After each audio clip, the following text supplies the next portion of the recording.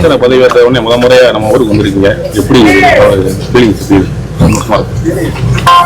அதாவது இன்றைக்கு நடைபெற்றிருக்கிற இந்த அமைச்சரவையில் பங்கெடுத்து இந்த கிராமத்திலிருந்து இந்த மண்ணிலிருந்து தான் நான் வந்து கிளம்பினேன். அதனால இந்த மண்ணுக்கு வந்து இந்த மக்களுக்கு நன்றி சொல்கிற விதமாக நாங்கள் இங்கே வந்திருக்கிறோம். கடந்த 4 நூற்றாண்டுக்கு மேலாக இந்த சமூகத்தில் பொறியோடி கிடக்கின்ற அத்தனை சாதியத்துக்கு எதிராக, சனாதனத்துக்கு எதிராக தொடர்ந்து களமாடி வந்ததனுடைய விளைச்சல் தான் நம்ம வந்து இந்த இடத்துல வந்து நிற்கிறோம். ஒரு சமூக நல்லிணக்கத்தை நோக்கி விடுதலை சிறுத்தைகள் இன்றைக்கு களமாடி வருகின்றோம்.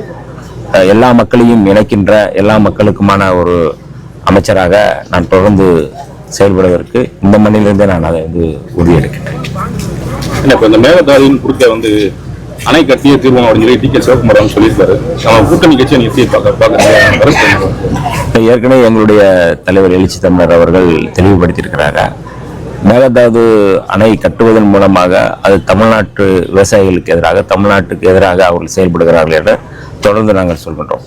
கடந்த 2021ஆம் ஆண்டு கூட அன்றைய தமிழ்நாட்டுடைய முதலமைச்சர் மரியாதைக்குரிய மு.க. ஸ்டாலின் அவர்கள் ஒரு அனைத்து கட்சி கூட்டத்தை கூட்டி, அந்த அனைத்து கட்சி கூட்டத்தின் மூலமாக இந்த மேகதாது அணை கட்டுவது நிறுத்தப்பட வேண்டும், இது வந்து இந்தியாவுடைய கூட்டாட்சிக்கு எதிரானது அப்படிங்கிறத வந்து தெளிவுபடுத்தியிருக்கோம். அதுதான் விடுதலை சிறுத்தைகளுடைய நிலைப்பாடு. அங்கே இருக்கின்ற முதல்வர், கர்நாடகாவுடைய முதல்வர் இது குறித்து மறுபரிசீலனை செய்ய வேண்டும். ஏன்னா இது தொடர்ந்து இந்த பிரச்சனையின் மூலமாக இரு மாநிலங்களுக்கிடையே ஒரு பதற்றத்தை உருவாக்குகின்ற வகையில், அல்லது இரு மாநிலங்களுக்கிடையே ஒரு மிகப்பெரிய ஒரு பிளவை உருவாக்குகின்ற வகையில் செயல்பட்டு கொண்டு இருக்கிறார்கள்.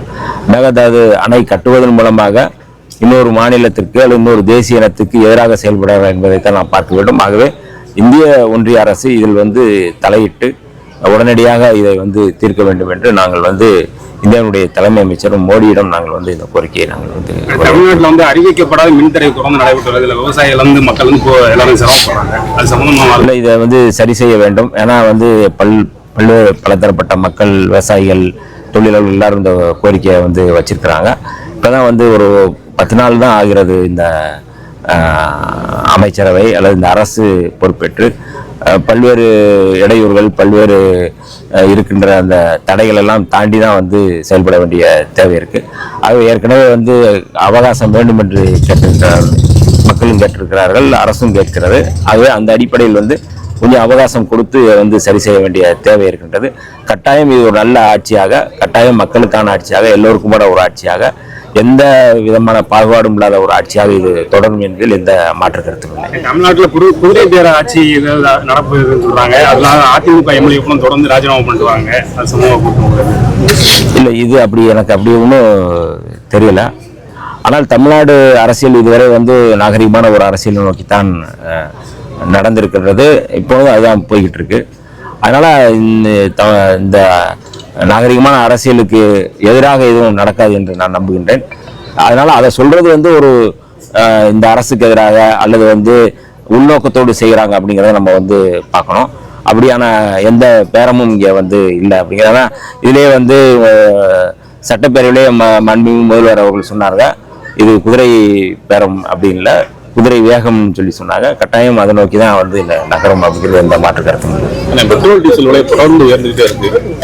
அதை எப்படி பார்க்குறீங்க? இல்லை, இது ஏற்கனவே இந்த பெட்ரோல் டீசல் விலை உயர்வுக்கு எதிராக இடதுசாரிகள், அதாவது விடுதலை சிறுத்தைகள், இடதுசாரிகள் எல்லாரும் சேர்ந்து போராட்டம் நடத்துகிறோம். ஈரான் யுத்தத்துக்கு பிறகு, அதாவது அந்த தேர்தல் வரை வந்து இந்திய ஒன்றிய அரசு வந்து அமைதியாக கட்டுக்குள் வைத்திருந்தது. தேர்தல் முடிந்தவுடனே அதை வந்து விலையேற்றம் செய்கிறார்கள்.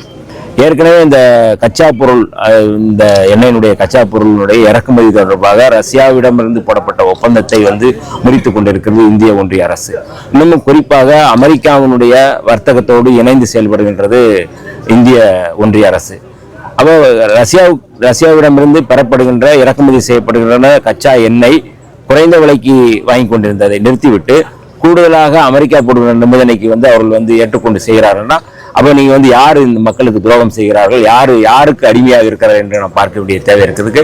அமெரிக்காவினுடைய ஏகாதிபத்தியத்துக்கு அல்லது அமெரிக்காவினுடைய அச்சுறுத்தலுக்கு அஞ்சி மோடி போன்றவர்கள் அடிபணிந்து இந்திய அமெரிக்க ஒப்பந்தத்துக்கு கையெழுத்து போட்டிருக்கிறார்கள்.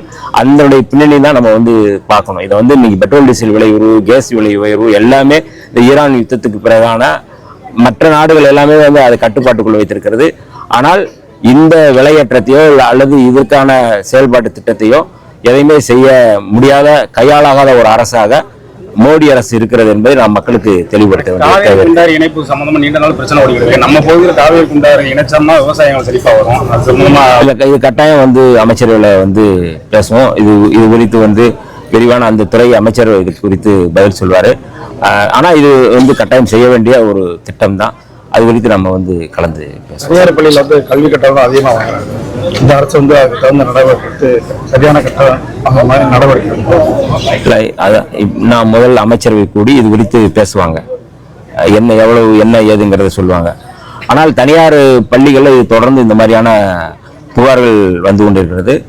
மாண்புமிகு பள்ளி கல்வித்துறை அமைச்சரிடம் இது குறித்து கலந்து பேசி அவர் இது குறித்து வந்து முடிவெடுப்பார், நடவடிக்கை எடுப்பார்.